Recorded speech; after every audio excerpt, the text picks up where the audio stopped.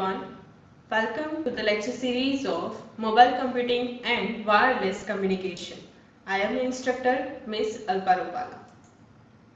So today we are going to learn about the antenna and propagation. So topics to be covered today. First of all, we will learn regarding to the antenna, then after the radiation pattern of antenna, then types of antenna, then antenna gain, and then after the propagation modes. So the first topic, antenna.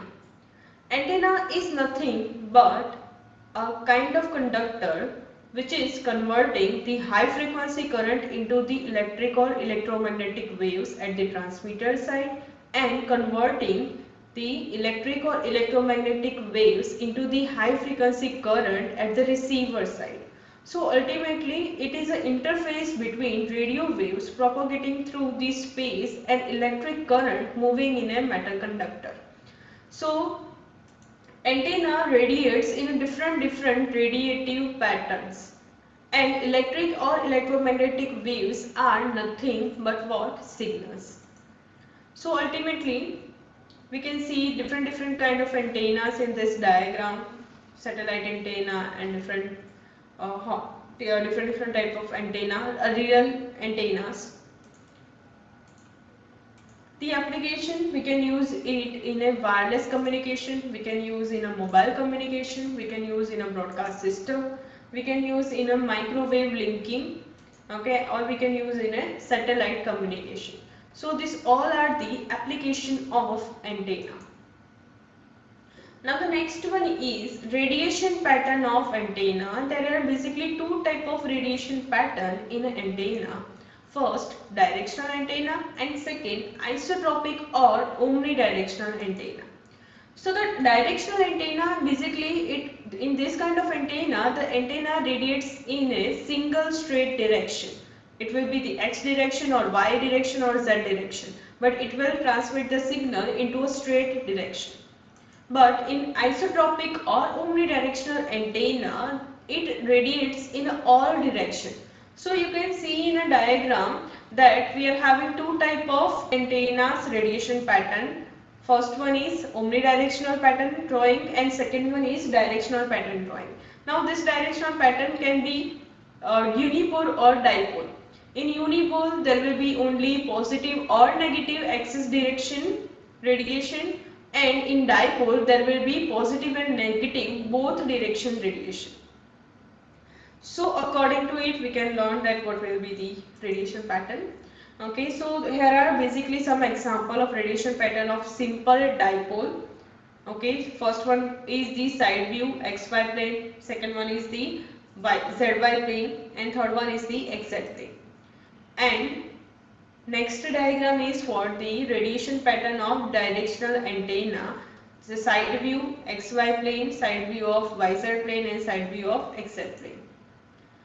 Now next one is the radiation pattern of sectorized antenna.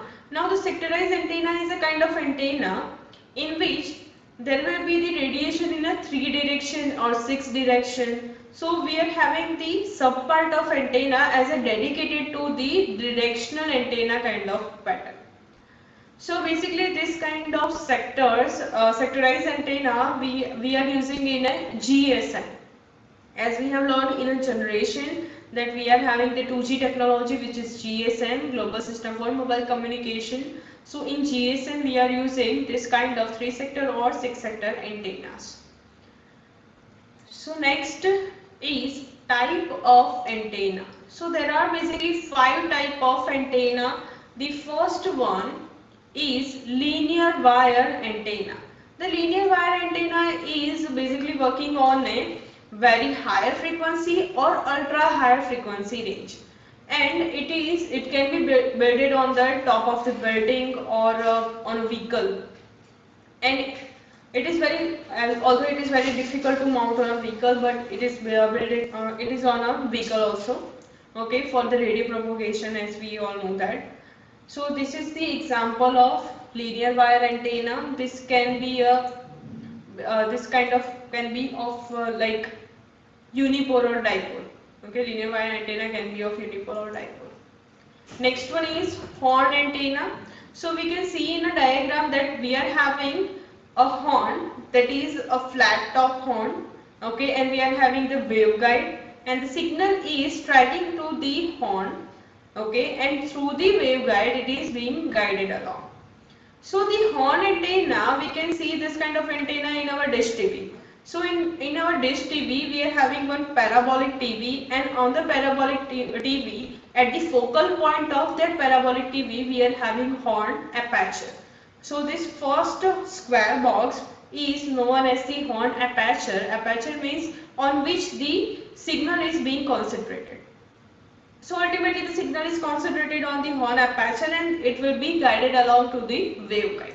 So we can see in diagram there can be a different kind of horns available: flat top, rectangle, circular, conical. So we can see the different kind of horn examples also. It is being used at a microwave frequency.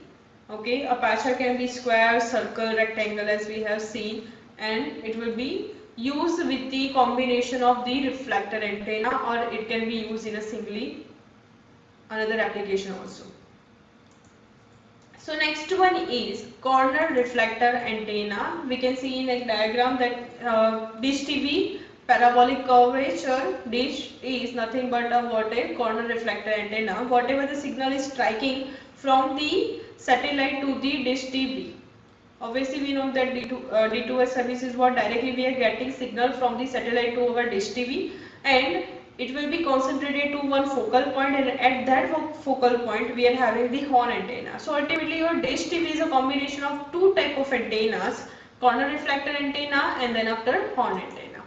So it basically depends on the frequency band. Okay, example is parabolic reflector, parabolic microwave dish, and corner reflector. Now next one is array antenna. So the array antenna, basically when we are using this kind of antenna, when we are having large amount of area and the satellite is having reflection of the signal from the space to the ground in a very large area. At that time we need to have we need to combine, or we need to have one big parabolic antenna. Okay, but that will be not efficient, that will be more time consuming for management. So we are replacing this parabolic big antenna with the little or small horn antennas, multiple small antennas, that is the array antenna. We are collecting multiple horn antennas aperture, and we are combining that all aperture in a rectangular form, and that will be the what array antenna. Array antenna can gain have very much of higher gain. Okay, the transmitter and receiver distance is very much of higher. At that time we are using this kind of concept. Now last antenna is Yagi antenna. Yagi antenna is not that much of use nowadays. Basically we can see that in diagram that for TV communication in previous years we had used this kind of antenna, that is the Yagi antenna. Yagi antenna were very inexpensive but effective also at that time, and it will be constructed with the one or more reflector elements or one or more reflector dipole antennas. Next topic, antenna gain. Antenna gain, but before antenna gain we will learn some of the definitions. The first definition is radiation intensity. It is defined as the power per unit solid angle. That means the radiation pattern of the omnidirectional antenna is a circle. So ultimately circle is having 360-degree angles. So we are calculating the power only at one angle. Okay, and that will be the radiation intensity of that particular antenna. Next one is directive gain, the ratio of the power density radiated in the direction by the isotropic antenna to that is known as the directive gain. We can see the formula of directive gain, that is power density in isotropic antenna divided by or by power density in directional antenna. So this is what directive gain. Next one is directivity. We are calculating the directive gain in all the direction, and at the maximum value of the directive gain, we will define it as the directivity of that directional antenna. Now the next one is power gain. As we have seen that in directive gain, the power gain is having the same kind of definition. The power gain is power fed to the isotropic antenna by power fed to the directional antenna. It is referred to as AP is equals to N into D, where D is a directivity and N is the antenna efficiency. Now next one is bandwidth of antenna. As we know that the range of the operational frequency of the antenna will be referred to as the bandwidth of the antenna. Next definition, antenna gain. It is the measurement of directionality of an antenna. Okay, so basically we can see the formula of it. G is equals to 4 pi AE divided by lambda square. We can replace lambda by C divided by F. So ultimately for the frequency formula we can have 4 pi F square AE divided by C square, where G is antenna gain, A is effective area, F is carrier frequency, C is speed of light, which is 3 into 10 raised to 8 meter per second, and lambda is carrier wavelength. So this is the antenna gain formula, which is nothing but the measure of the directionality. Now next topic is propagation mode. The radio propagation can behave in a different condition according to the distance.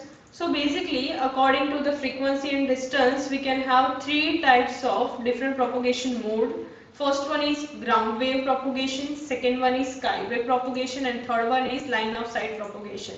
We can see in diagram, single diagram, ground wave propagation, which is for lower than 2 megahertz frequency band signal, and it will behave or it will redirect it according to the surface of the earth, and it will behave according to the ground wave.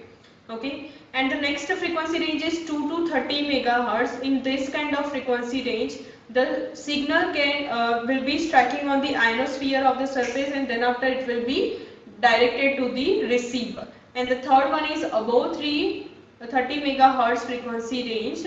It will be line of sight propagation, in which only the single line of sight, that means transmitter and receiver, the data will be transmitted, like a microwave frequency linking. So according to it, the first one is ground wave. We can see that for very lower frequency or moderate frequency, we are using this kind of antenna. So this kind of propagation mode we are behaving. This is behaving like this kind of propagation mode. For a very lower frequency, it will directly go along to the Earth's surface.